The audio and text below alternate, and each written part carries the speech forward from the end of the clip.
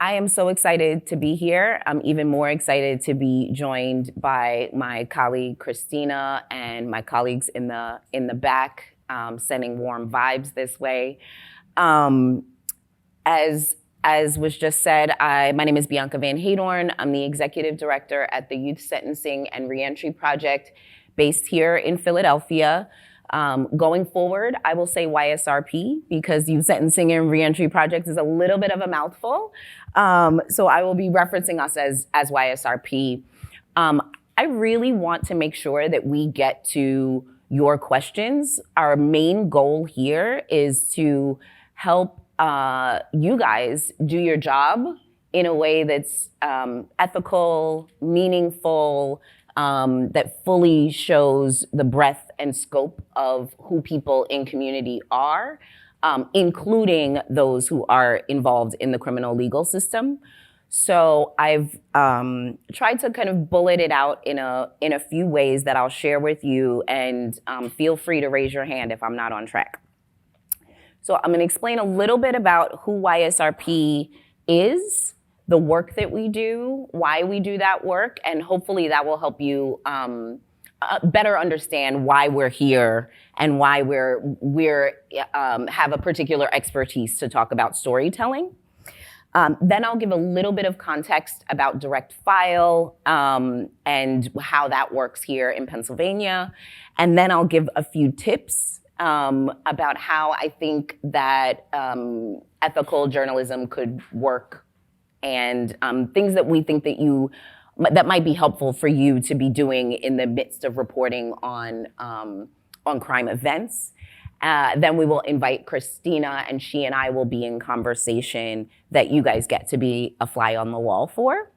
And we will open it up for questions and comments, but we like questions. So first and foremost, the Youth Sentencing and Reentry Project is a nonprofit organization here in Philly. We work in Philadelphia County, Montgomery County, and Delaware County. And our work is primarily focused on working with young people who are charged as adults in the adult criminal legal system. And young people who are involved in something called direct file. And direct file is when, for certain charges, you are automatically charged as an adult, right? There is, without regard to your age, it is the charge that dictates whether your case goes into the juvenile system, originates in the juvenile system or in the adult system. In Pennsylvania, for several charges, a person as young as 15 years old can automatically be charged as an adult. For other offenses, like murder, that number goes down to 10 years old. So if we can all indulge each other for a moment and pause and get an image of a 10-year-old in your mind that you know or have seen or have walked by in the park, that someone that young could be subject to moving through the adult criminal legal system, which means, as far as the courts are concerned, they are treated exactly like an adult. They are not privy or don't have the right to have parents with them. Their conversations with their lawyers are as if they were with an adult, all of that.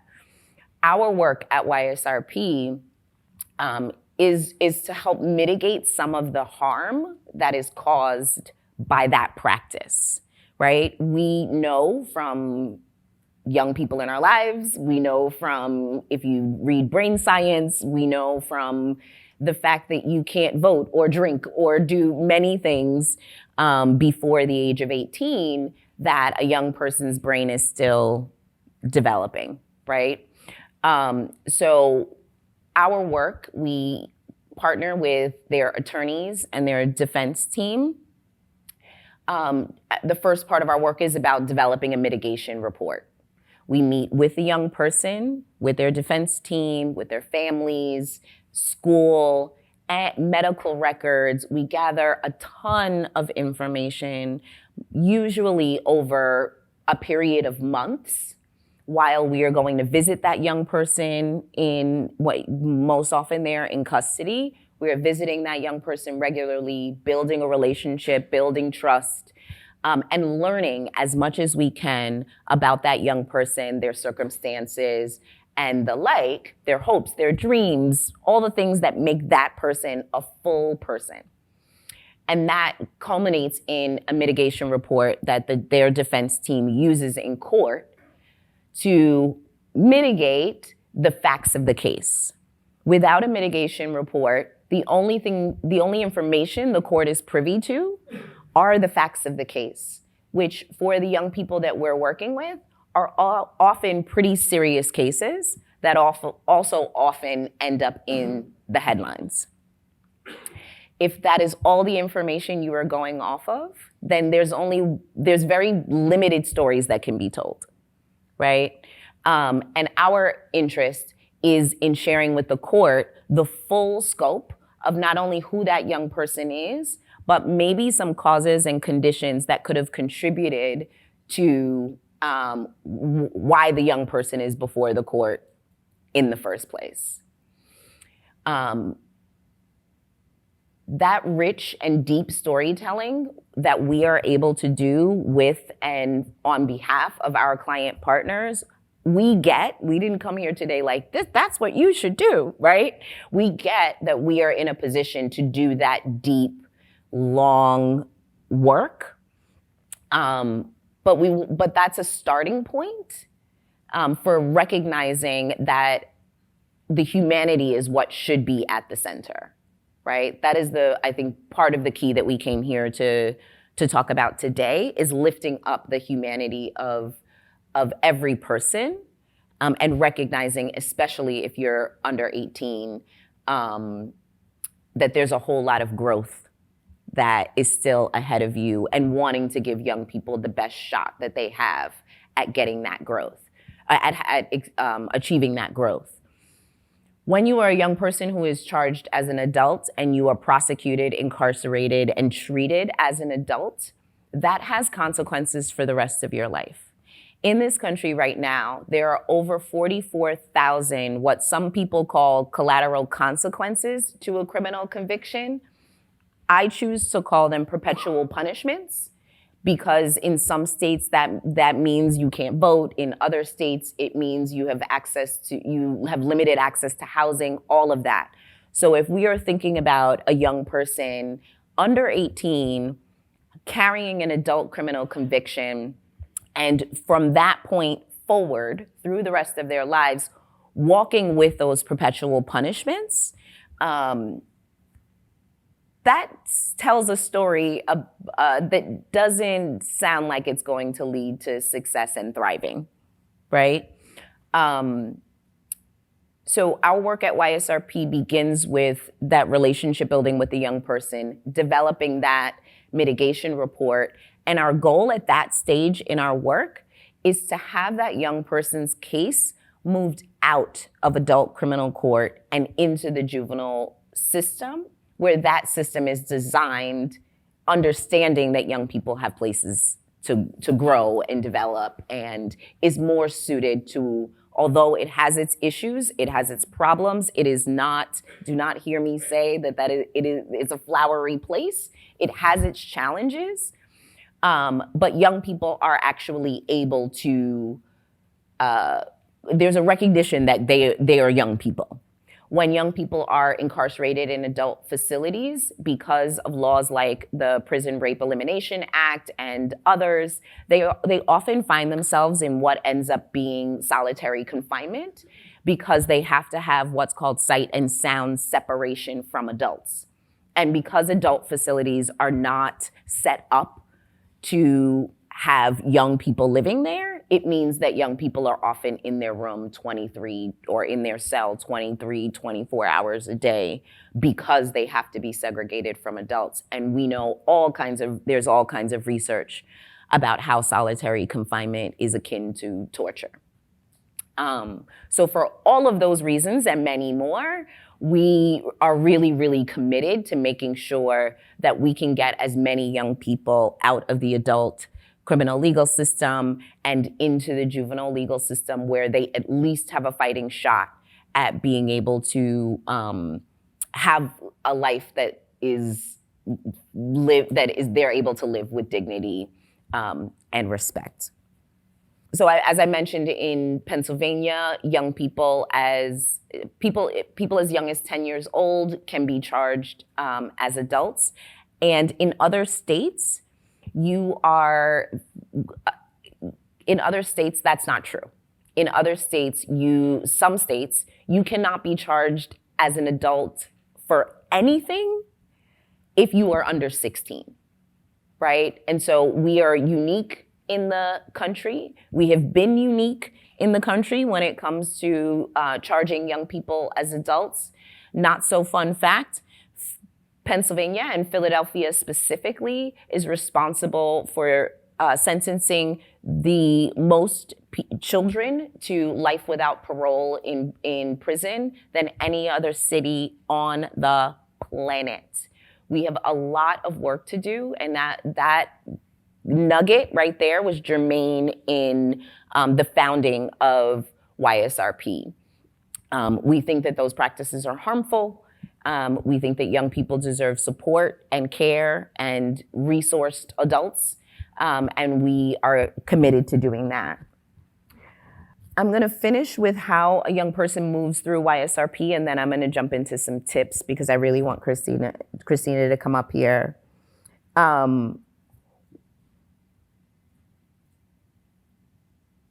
In over 70% of the cases that we work on, we are successful in having a young person's case moved out of criminal court and into juvenile court.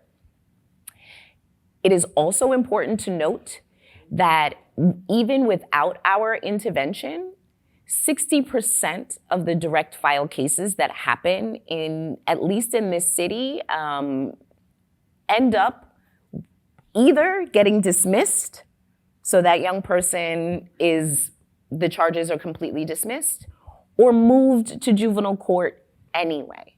And why do I bring that up?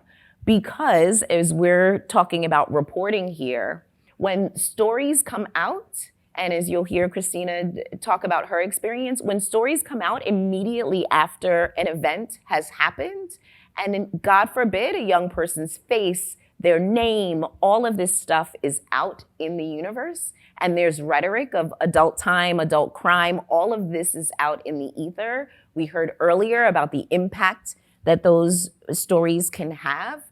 If in 60% of those cases, the young person is not gonna have a criminal record at all, but the things said about them, their image and their likeness lives on the interweb forever, right? That too has an impact.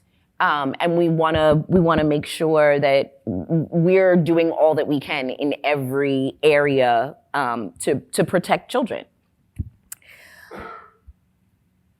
Another tip is when we're reporting on youth crime trends, we wanna consider the national, statewide, and local trends, because those can look different, right? And depending on what angle you wanna take, you might use one of those things. So for example, the length of time that you use as a comparison also tells the story. So for example, violent crime is down dramatically since the 1990s. Or it's been up since the early 2000s. It's been flat since 2019 and down since last year. Which one do we share? All of those things are true. When we're using arrest data in the things that we're writing, you could choose, right, to acknowledge that young people of color are more likely to be arrested, right? Because there are more police in their community, because of all of the brilliant things that were said on the panel before me about the history and legacy of crime reporting, of reporting on brown bodies, and the like, right? That their proximity, not only to police, but young brown people's proximity to violence makes it more likely that they will come in contact with police. So using arrest data already has some bias baked into it. I think it's also really important to understand more about what serious felony charges mean in real life, right? I'll take the privilege and tell a short story. I used to work on Rikers Island just about 20 years ago. And someone came in to work with me. I was a job counselor at the time. And their record said criminally negligent homicide. That was the conviction that person had. And that sounds like the kind of thing you clutch your pearls. Oh my gosh, right? But he was sitting on Rikers Island, which is a holding facility, or which is the building that we were on in Rikers Island was where people who got sentenced to a year or less. So it sounded more serious than his sentence seemed to, like something didn't match. And so I asked. And he, the story goes, was consuming drugs with someone else. That person OD'd. He wrapped them up in a carpet. It was criminally negligent homicide and illegal disposal of a body. And he wrapped them up in a panic in a carpet and took them outside, right? And the charge then was he was engaged in a criminal act, somebody died, and he disposed of a body the wrong way, right? But I can't even imagine, right? There's probably as many different scenarios in the heads of everybody in this room as there were in mine when I was hearing that story. So the moral there is understand what the words actually mean, right? Felony murder, similarly, means you were in proximity to, and a criminal act happened and somebody died, right? You could have been in the car waiting, you could have been 2 states away but had a conversation at some point, all of those things, and those things matter. There are people who were sentenced to life without parole, many people in this state who were sentenced to life without parole for felony murder. And again, it sounds way more intense than it is. The other tip that I want to give before we pull up Christina is consider, and I think this came up as well, consider who else could help you tell that story. There are organizations like YSRP, that are in correctional facilities, working with young people, working with people who are incarcerated all the time.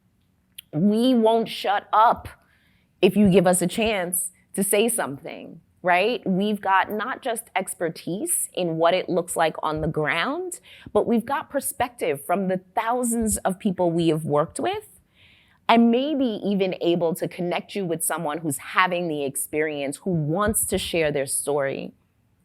And if we know anything about folks who end up in the criminal legal system, so few of them have space and access to share a story. So just raising my hand, right, and volunteering my colleagues out across the country who do this work as a source, as a reliable source to come to for information. Lastly, I'll say pay attention to legislation. For those of you who are here in Pennsylvania, there are a number of bills, including HB 1381, that aims to end the practice of direct file. If we end this practice, it means that every person under the age of 18 will have their case originate in juvenile court, and young people will be treated like young people. Let me make sure I am not missing any key points here. It's really important to think about language. The short and dirty of it is if you use person first language, you're probably on a good start. Person who was involved in a shooting, mother, father, nephew, high school student, teacher. That language. There's an article that was done by the New York Times that a number of our colleagues are in that I think does a really, really great job. It starts with the story of the person. And it really isn't until maybe, and this was a long form article, so I get it, maybe the third page, right? Because there was all this context about who this person was before they committed the offense that they were incarcerated for at 15, right? So we use person first language. We stay away from words like juvenile. Those are words that police officers and corrections officers and the like use. Young person, child. We stay away from offender, right? Recognizing that that's one identity. That is not the totality of who a person is. I really want to make sure I say all the things. Yeah, I think I'll pause there. Use good language. I'm raising my hand to be a friend. If you are confused about what that language looks like, again, lead with, who is this person? You're welcome to look at me or our friends in the back. The homies are in the back. First, I want to say thank you so much for being here, for agreeing to do this, and for wanting to do it, for wanting to share what your experience has been. Thank you so much. I want to kind of start where I encouraged all of us to start, right? Kind of, who are you as a person? And specifically, I'd like you to tell us who you were as a person at the time that you were initially charged as an adult. So yeah, what would you say about Christina at that time? Who was she? I would say that Christina was a teenage girl. I was a sophomore in high school at the time. I was 16 years old. I'm a sister, a daughter. And I was still maturing and growing as a person. Mm-hmm. And I mean, as I mentioned, you were originally automatically charged as an adult. Yes. And can you tell us, kind of, once that those charges came down, what was that path like? Where did you go? What was that path like, and how long were you in that whole ordeal? So when I was first initially charged, it was as an adult. I was first moved to State Road, the facilities up there with the adults. I was there for 2 months until I was moved to the JJSC, which I stayed for 2 years until my case was processed, and then I was moved to a treatment facility for another 2 years. Okay. So for folks who don't know, State Road is the correctional local jail facility here in Philadelphia for adults. The JJSC is the Juvenile Justice Services Center for young people, and then you were sent to a state secure facility upstate New York. So 2 months upstate New York, in Pennsylvania. So adult local facility, about 2 months, 2 years at the Juvenile Justice Services Center, and then 2 more years in state secure, in a state secure facility, correct? Okay. And the process that got you from from the adult facility into the Juvenile Justice Services Center was this process called decertification. And so in partnership, YSRP, and in partnership with Christina's legal team, the court agreed to move her case to juvenile court, right? Yes. some of us may be familiar, but in the last year or two, there's been a lot of coverage in Philadelphia about things that were happening at the JJSC.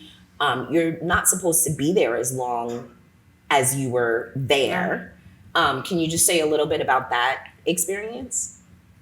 I would say that I don't know how the court process works, but I know you're not supposed to be at the JJSC for a long time because it's supposed to be a holding facility until your case is processed and a decision is made. But I do know that when you initially get there, you have to wait for a court date to be seen by the judge. But it usually takes like a month or two for you to actually have court, which makes you stay there longer. And so while you're in that month too, you're waiting for that to happen, you're probably still going to wait for more court dates for outcome to actually get processed until there's a decision made, and then you get sent to a treatment facility or whatever outcome gets made. And when you get there, that's when your time actually, like your treatment time actually starts. So while you was at the JJSC, whether you was there for 6 months, a year, 2 years, at most 3 years, I seen, none of that time counted. So you're just sitting there wasting your time. So that none of that time counts towards what the time, the amount of time that the judge tells you have to end up doing in treatment, right? That clock starts when you get to the state secure facility. So you were at that state secure facility almost as long as you were at the JJSC, right? So if there was a faster processing time, you could have been home with us 2 years ago. Yes. Got it. Your experience in the JJSC, how would you describe that experience? I would say that it's like really different. A new experience is your first time being like incarcerated, so you don't really know what to expect. You're with like new people, different faces. You have to adapt to a different way of life. Just meeting new people. Yeah, that makes sense. I want to shift a little bit. Your case, as I mentioned earlier, like a lot of the client partners we work with, a lot of the young people we work with, your case got some media attention, right? Can you share with the audience here, what would you say about how that impacted you as it was happening? You mentioned you were 16 years old. Can you reflect for us what that was like, getting that media coverage, and were there things that you wished didn't show up in the news? Were there things that you wished did show up? Like could you say something about that? I would say that it was really like scary because like my face is on there, my name is on there, everything, well, not everything about me isn't on there. So it was like stuff that's said about me that may not be true, and it's stuff that's left out, like who I am as a person. Like I feel like when reporters or news articles make news, they forget to like identify the person that's behind it. Like you forgot that I was also in school. I'm a sophomore, I'm a teenager. I'm not just this person that I was made to be on the news, and it could be like really dangerous because I could be targeted. It's really scary just being on there as a child. And all of this was happening while you were still legally presumed innocent, right? So this was out there kind of painting you in a certain way. That I'm already guilty. Say it again. That I'm like already guilty. Mm-hmm. Are we able to hear? I know I'm talking very loud. Okay. Just wanted to make sure I wasn't overpowering. This sense that you were already guilty before any of the court proceedings. Were you concerned at all that folks related to the court might also be seeing the coverage, and that they might feel similarly that you were already guilty? Yeah, because everybody could see it, so. Yeah. And you had told me a couple of days ago that while you were at the JJSC, like that's kind of how you learned that that the case that you were involved in came out in the media. Can you tell the audience kind of how you found out and what you like, what you found out? So when I had found out that my face was put on the news, it was by a staff member when she had told me, and she was like, you know, like your face is on there, but you're not supposed to be on there because you're a teenager. You're only 16. They're not allowed to do that. But I never knew that. Yeah. What do you wish they would have put in some of those articles? Who do you wish they would have spoken to? I would wish they would like actually put like the person behind the article, like not just as this person that they're accusing, like actually talk to people like teachers, family member, friends, people in the community, instead of like just relating to the case, like the person that's behind the case with like the officers and people that describes us, but like actually try to describe the person, like who we are, and not just like who we are involved with the case. And what do you think that might do? Why that? Because somebody might say, well, this is not Bianca saying this, but somebody might say the only reason we care about you is because you were involved in this case. So that's all we want to. Why even do it? Why do you think that? Why are you encouraging people to share more about a human? Because one, we are human too, and if you do figure out who the person is, it can help better to like understand them as a person and help to like know what's going on in their situation, why they probably did what they did, and ways to like we're trying to get treatment too, so how to help them. That makes a lot of sense. I want to make sure we have time for questions. What do you want folks to know about who you are right now, and what you're up to right now? Well, now I'm trying to like move on with my life, so I'm in college now. I have jobs, like trying I heard too. Somebody told me you have 2 jobs. Yeah, so trying to like, and also trying to like help other people that was in my situation, so not just like forget about what happened. Like I know what happened, and try to like make sure like other people don't want to be in the same position that I was in.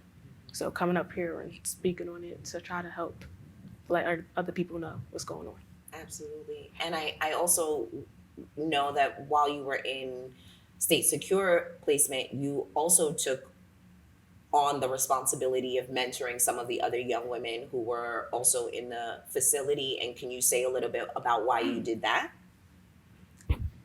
Because like I said, well, I feel like I'm like older and had a different situation with them, and like they like just started off, so to like help them not go through the path that I went through, if I could talk to people beforehand so they could know like this is not what you want to do. This is a long time of your life. You don't want to sit here for like this long, like 2-4 years. You can't get that time back, and that's like really precious time. Like teenage years, you only had that once in your life. You can't go back to being a teenager. Once you grow up, you can't go back.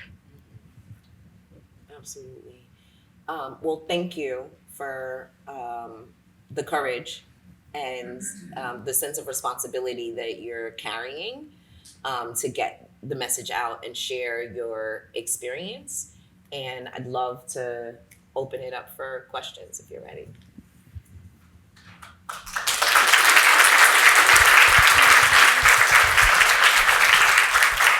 Hi, first of all, thank you guys both so much for presenting. And Christina, thank you for being vulnerable and sharing your story with us today. I kind of want to marry both sides of this right now. Let's say there's an editorial decision that is made that a reporter is going to be covering a young person who is accused of a crime. It's 1:45 in the afternoon. Our story airs at 10. What would you ideally like to see in that news coverage that you think realistically could be gathered in a day? Mm-hmm. Do you want to start? Do you want to try and take a piece? Yeah. I would say to like try to get a background on the person. It would probably take a while. So like try to get as quick as possible, talk to somebody, not just like the officers who like arrested the person, but like talk to teacher, school, family member, if you could get a contact with somebody, but not just say like the person accused, but like this teenage girl or this sophomore in high school, something like that to describe them. what I'd add to that is, yeah, if you can find out that information quickly, absolutely co-sign the, like, even if you can't talk to anybody, that language is so important. And then I again think about who are the local organizations that can help put some context and some meat on the bones, even if it isn't about that individual young person. The organization might be able to talk about trends that they're seeing, or experiences that they have, and can speak in a general sense that, again, may not be about that individual, but it also can help serve to humanize. We're so used to, I grew up in the 80s and the 90s when that super predator language began, right? And that stole the futures of so many of my friends, family members, and threatened to steal mine, right? If we can stop lumping young people all together and speak in humanizing ways, I think it goes a long way. And the cherry on top is if you can get the nuance of that individual so we see them as an individual. Are you comfortable telling us what you were charged with and whether you were convicted and who released your name and information? No. Not comfortable No. with that? How would you suggest that people provide context for someone like this who faces this when the juvenile justice system, and I know she was adjudicated as an adult, Yeah. when the juvenile justice system, of course, protects so much information around juveniles? How do we offer this context that you're asking for? Yeah, so I think specifically we are talking about when young people are charged as adults, right? And when they're charged as adults, their information is available in public record. So we're saying you might know the name, just don't print it, right? You might know the name, and that's the starting point to track down information. So your argument is that you don't believe the press should report the name of a juvenile adjudicated in the charged as an adult in the adult court, even though that information is available to us. And let's say that juvenile's charged with murder 1 or murder 2 or murder charge. Your suggestion is we don't cover that. Yes, my suggestion is that cover it by all means. We understand, and as a community member, I want to have a sense of what's going on in my community. Yeah, it is the way you do it, how you do it. It's remembering that, especially if a young person, if anybody, but particularly if a young person has not received a conviction, right? It's important to protect that person. It's important to protect that person. So we're saying report on the event.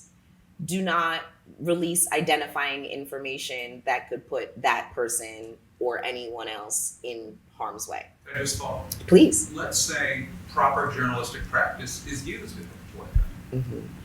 That Jeff Cole, 14 years old, is charged with murder 1. He's alleged to have. Yeah. Is the proper journalistic sort of controls put around that kind of reporting, you're still opposed to the name being reported? Yes. And here's why. I think that there could be, we could follow the letter of code, law, whatever it is, fill in the blank, and people can still be harmed, right? And so the top priority is caring for human beings. And I don't think that a name or a face, I get that it might enhance the clickbait or make me want to read it a little bit more, but I don't think that it necessarily, leaving it out, gets in the way of informing the public of anything. If anything, it could actually inform the public, but then also put folks in danger and assume, let's say, John Cole, 14, accused of murder 1. That case gets dismissed, but John Cole's face and his name and all of that are Googleable for all of eternity. And what we heard in the last presentation, right, is that those are the things that stick in our mind. If you were arrested for it, you must have done it. The police may have gotten the right thing. So that bias is also going to follow that person from the age of 14, potentially into eternity. Then how then? Of course, there's another side. Mm-hmm. There's an alleged victim. Mm-hmm. An alleged victim may in fact believe that they are somehow made better when names are released and proper journalistic practice is used in the release of that information. How do you interpret that side? I would say that, well, one, let me ask if Christina wants to respond to that first. Do you want to respond? Good. Okay. The first thing I would say is that someone who has been victimized in general isn't cared for by the court or the media in ways that I think are conducive to healing. So I would say in the same way that we are advocating for language, media coverage, and treatment in the court that is centered around the humanity of the person who is accused, I think we also need to do the same thing and center the humanity of the person who has been harmed. And I think that there are ways that don't include publicizing someone who has not gone through the legal process. I think there are ways that we can do that without using a name or an image. And I think that's where sometimes journalistic practice can be at odds with the legal practice and make the legal process harder for victim and accused alike.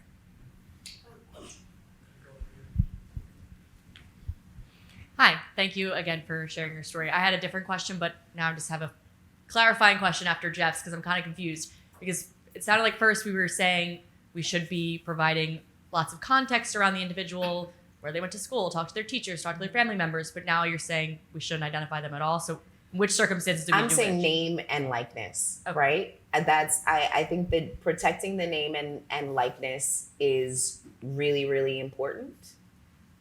Clearly in this day and age, many things are Googleable, right? And many things, we're able to find out many things. So I get how in some instances, you might be able to reverse engineer and find that person's name and information. And again, if the story is written in a way that honors and respects and shows the fullness of that person, I think that mitigates some of the harm. Gotcha. So second question would just be, do you have any suggestions for how to convince teachers or family members to talk to you? Because a lot of times they might think that they're going to cause further harm by maybe implicating the person, or they're afraid that we're going to do some sort of gotcha moment where we're trying to have them say the person's guilty. Like, how do we convince them that we don't have an ulterior motive, we're just trying to figure out who this person is? Yeah, I don't have a good answer there, but Christina might. I would say like your approach, like if you were talking to a teacher or family member, like saying, we're trying to just understand who this person is instead of like, we're not trying to talk about them as, how do I say, like, just to like put them out there in an article or a storyline, just to like get your point on who this person is, like their life. That actually sparked a thought for me. Maybe sharing a draft copy so that they see, here's what I'm thinking about writing, right? Ethically, okay, there we go. See, this is cross learning here. I don't know that that's not the rule. No, you Something don't I've learned that has been helpful in a different regard, like when you're trying to talk to a victim of a tragedy, someone who died in a fire, the line I always try to use that is accurate, I'm being genuine. I'm trying to have this person be remembered not for what happened to them, but who they are. Maybe that could, I don't know if that would work in this instance, but I'm just trying to get the conversation going.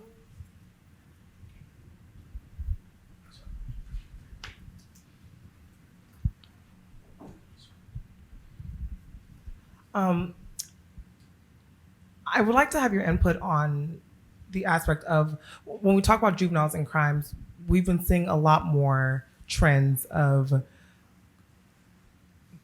crimes against juveniles amongst each other that can quickly turn to federal cases or them being charged as adults, particularly when it comes to like sexual crimes or revenge porn, all these different things that we have been seeing kind of escalate amongst young people. And so kind of going back to your suggestion about, being, or at least having a conversation more about protecting the likeness and identity or name of said individuals, when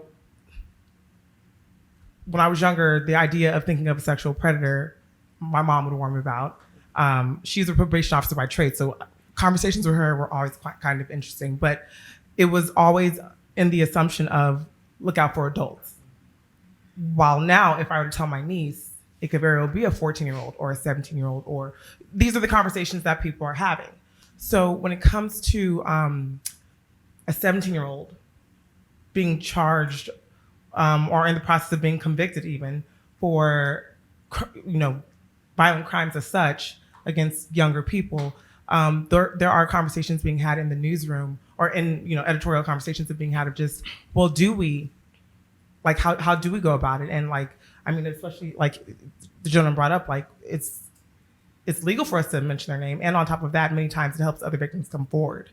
So there's, I don't want to say I'm playing devil's advocate because I do understand the benefit of protecting young people, especially when things happen that aren't just as black and white. But also, I think part of the challenge is, as journalists, whether we recognize that at times or not, we play a role of being advocates for the community in addition to that. So it's like, how do you expect to play both parts? Because just like, that many times in addressing who these people are or who said perpetrator are, in the case that they are the actual perpetrator, other victims come out. And we've seen this not only obviously amongst juveniles, but also we're seeing it play out in real life with adults.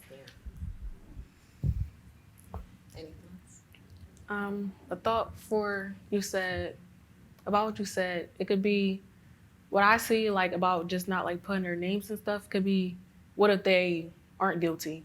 And it's like in those articles, it makes them feel like they're already guilty. So I would see like, it's like, especially with sexually like assaults and stuff, if a juvenile, say a female or a male, is put out to be said like this, and like say they're known by a lot of people, their friends or family see this, and now they're viewed like this for life and they can't go back from that. So I feel like that's why it's like not to put their names and their faces, because people see that and say now they don't even see the article where, oh, they was found not guilty, but now, oh, I remember was the article about them being accused of this and what is said about them. So I can't go back and be like, oh, you wasn't found guilty? Oh, well, that's not what I seen. Like, it's just hard for them to get their name back. I just want to add to that. I think the other thing I would say is what is challenging about that, particularly around offenses and sexual offenses, is that my recommendation would be to scale out, right? Because there's a whole soapbox that I really enjoy getting on, and if anybody wants to take me out for dessert, I will get on that soapbox. Sexual violence in this country is pervasive, and it is more likely that your neighbor, your uncle, your cousin, your auntie, someone like that is going to cause that kind of harm. Not that, kind of the stranger danger stuff isn't. And for me, the more interesting story and the more compelling story is about how do we lock up and protect community from people who will harm in those ways, but how do we provide resources and support and healing for people who have experienced that and for people who have perpetrated it. Because what we know is that incarceration, no matter what the offense is, incarceration does not cure harming, right? In some ways it exacerbates it. And incarceration doesn't provide healing to people who have been harmed. And so I guess this is my roundabout way of saying, while the name and the circumstances might bring more victims forward, it doesn't end in the victim or the perpetrator getting what they need to not have that kind of harm happen again. There isn't a magic bullet that we disappear a person into incarceration and then those things don't ever happen again, either by that person or by somebody else. And so I think in that very specific instance, I find that sometimes the emphasis is on the wrong syllable, right? And if we're focused a little bit more on making sure that our stories are about lifting up what's happening in the community and what is available or not available, right? The scoop for me is how little resources there are for people, that feels particularly meaningful. The partial question and just a clarification comment. I can't speak for every network, but I know, especially after what happened with George Floyd, but this was happening before, most networks do not put mugshots or names when people are charged. Mm-hmm. It's not even a discussion. It's a standard. In our newsroom, we don't even waste time reporting it because charge is not convicted. I just wanted you to know and for you to share that maybe with your peers.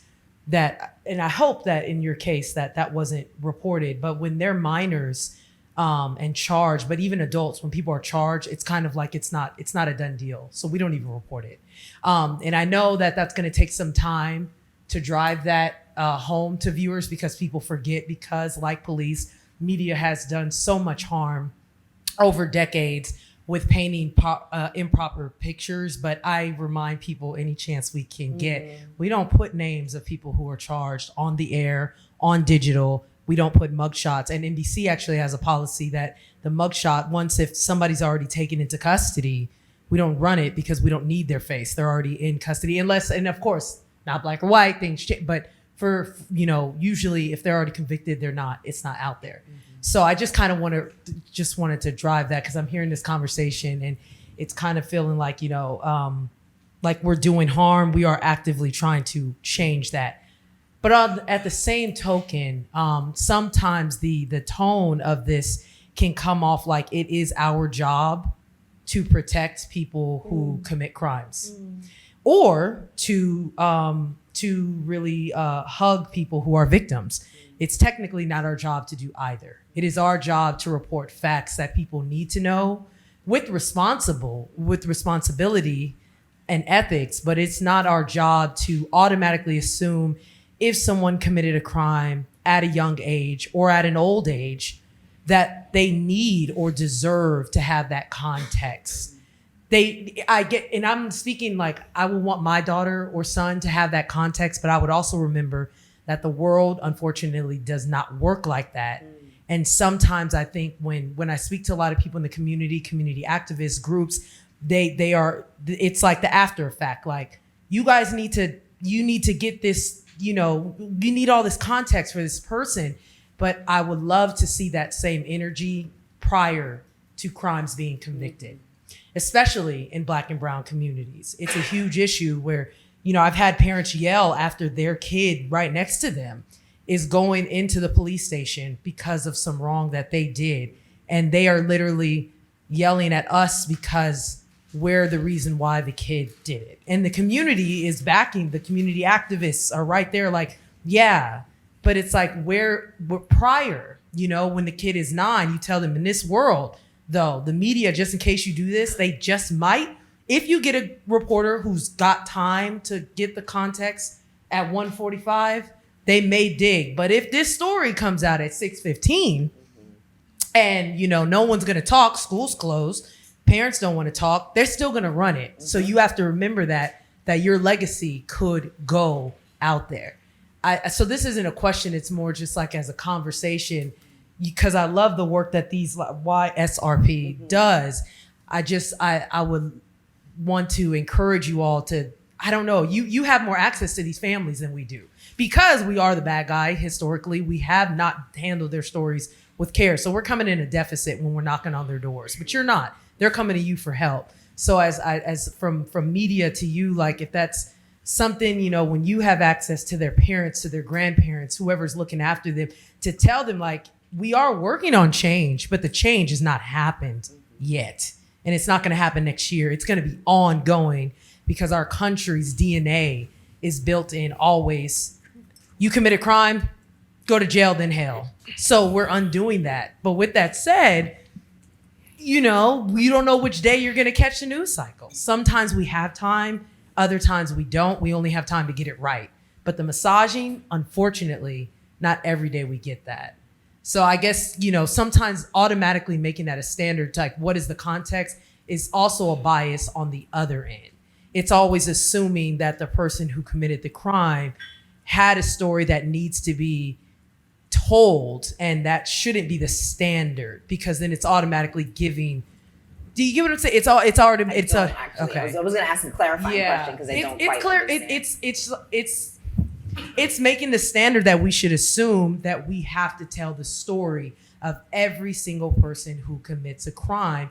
It's putting an undertone that they might have had some innocence, which we don't know that. And it's not technically our job. It's not our job, but it's not technically. Yeah. I just don't want it to be mixed up that is our main job. Yeah. That's a little bit of PR, a little bit of family speaking, a little bit of advocacy, a little bit of lawyers. Now, if they come to us, like Jeff was saying, is the school going to talk to us? Are the friends going to talk to us? If no one's going to talk to us, then what do we do? That means every time I do get victims' families to talk with minors. I do.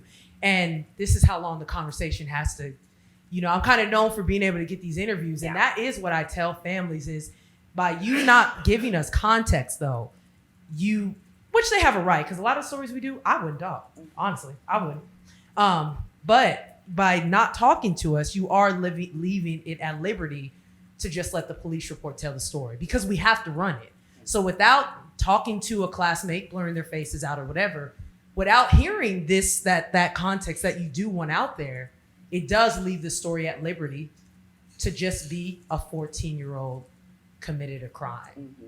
So that's where it is important to talk if you are mad about how it is covered. Mm-hmm. Now, if you're not mad, then does that make sense? That's helpful. And it makes sense and I disagree, right? So I get accused of like hug a thug all the time, right? And I want to clarify our reasoning for being up here, right? Because on every day of the week, we would consider ourselves advocates and all of that.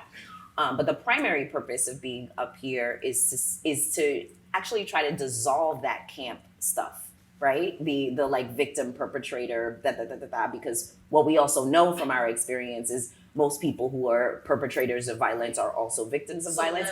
But I also think the jewel that we're really interested in making sure that people walk away here with is saying, when there are humans in your story, tell their human story, right? When you are reporting on crime, be aware that there is a history of reporting people who are alleged or actual perpetrators of harm, violence, as if they are monsters. And the request here, the ask here, the challenge here, right, is to say, can y'all try not to do that? Right? Can we be mindful of when that happens? So if there's a human in the story, tell the story as if they're a human, and recognize that the bias around harm and criminal behavior tends to put people in the monster category. And those are the easy words to write, right? If it bleeds, it leads. Like, those are the easy things to write. So the challenge is to go, okay, if I recognize those things, how do I pull back a little bit from and make sure I'm telling human stories about the humans in the story?